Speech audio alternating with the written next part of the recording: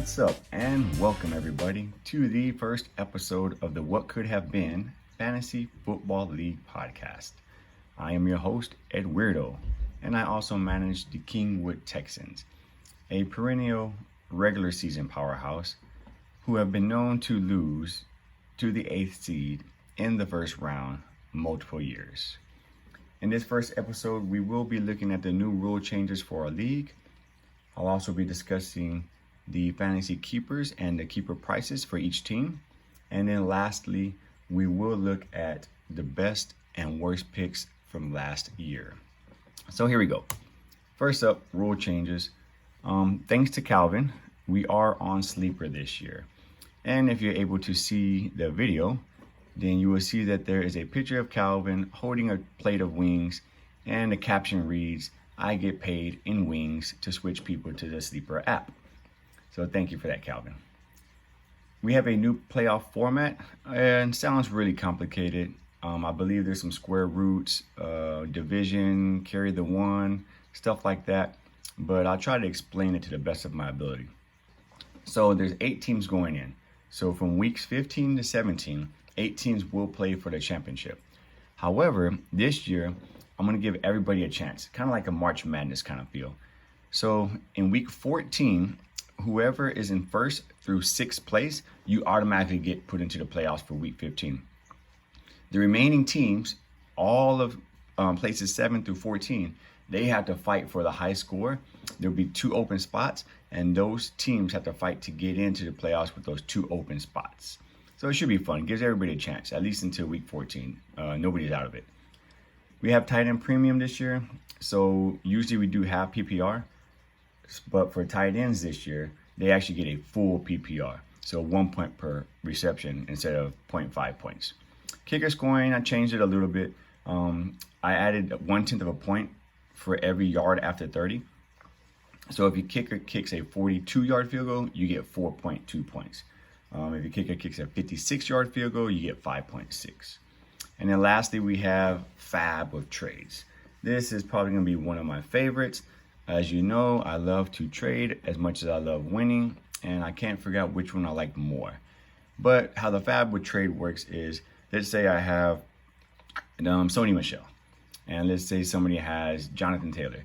Well, nobody would obviously trade me Jonathan Taylor for Sony Michel. However, what about if I give you $100 of Fab and Sony Michel? Then will you give me Jonathan Taylor? Probably not. Anyways, worth a try.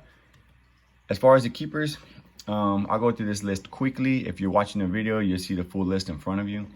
Santonio Brown will keep Justin Jefferson for $36. That's a pretty good deal. I think Justin Jefferson is going to be a breakout receiver this year. And he's already put up 2 really great years and some amazing numbers already. Ranning and Ravens keeping Joe Mixon, not sexy, but a solid running back. Calvin's keeping Jonathan Taylor. That is mostly everybody's number 1 pick.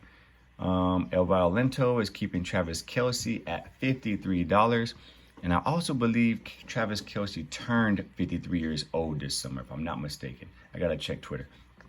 Ham and Cheese is keeping Kyler Murray. I think this is the 3rd year in a row, even the 4th year in a row that he's kept him. $29, great bargain. The Cowboys, Vaqueros is keeping Lamar Jackson, hoping to have another MVP season at $29. Pigskin and Fries is keeping Jamar Chase at $26. This is by far my favorite. I think getting Chase, who could be the number 1 receiver, at $26 is a steal. The Kingwood Texans, that is me. I am blowing up my team completely. I am pretending I am Greg Popovich and the San Antonio Spurs, and I'm getting rid of everybody, all my talent. I want no talent left on my team. All I want is draft picks. So that's what I'm doing. Russell and Flo is keeping Debo at $21. It could be a good price. Brady's Angel, in my opinion, I think she had the best team overall on paper last season. But just freak injuries and COVID kind of derailed her team. She's keeping Austin Eckler at $56. Tejano's, broke my heart. He is stealing my guy, Trey Lance. I really wanted Trey Lance this year. I didn't think anybody else knew about him except for me. I was wrong. He's keeping Trey Lance at $9. Giants Amongst Men is keeping A-Rod at $26. A-Rod is getting older, but He has been MVP 3 years in a row, so why not? And then finally, our champion, Bad Mojo, Ed Hernandez, is keeping Josh Allen at $34. I hope Josh Allen has a great year. I was able to get him in my other league that I play in with Calvin. Finally, let's go ahead and look at last year's draft. Let's start with the worst picks. CMC at $75, that was a lot of money, especially considering that CMC only played in 7 games. So basically you paid $10 of your money for each game that he played. Not a good return on investment. I'd be very curious to see where he goes this year and for how much. Some people think that he is back and he's ready to rock and roll.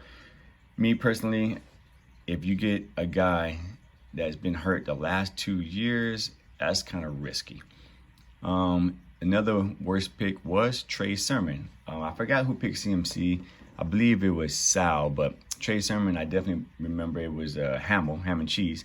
He drafted Trey Sermon at $32. Trey Sermon was supposed to be this great back coming out of college, was supposed to be the 49ers lead back in a Shanahan system, but instead Trey Sermon gets benched and never sees the field.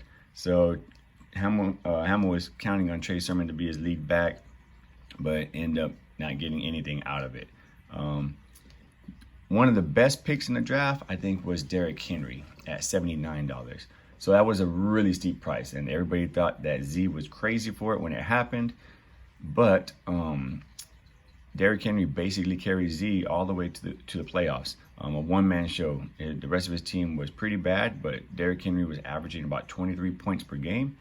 And even though Derrick Henry missed 6 games, he still ended up being running back 16 when it was all said and done. So that's amazing. Again, that's another guy I'm worried or curious to see, where's Derrick Henry going to be drafted and for how much this year? Do we believe that foot injury is going to be a problem, or do we believe that his age is going to be a problem? One of my favorite picks of all time, if I had to go back and think about all the salary cap drafts that we have done, Cooper Kupp. Again, Brady's Angels team was amazing. She got Cooper Kupp at $10.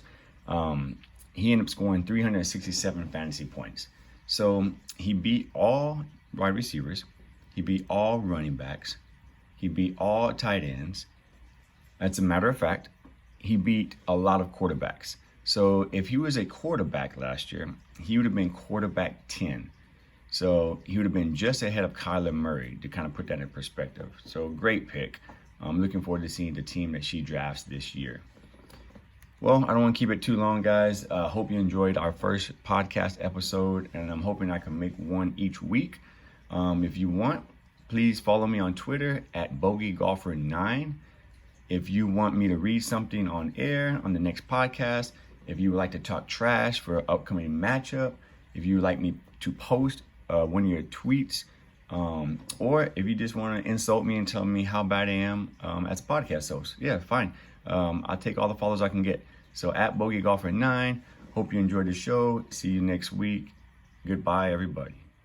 Shake it, Cali. Shake it, Cali.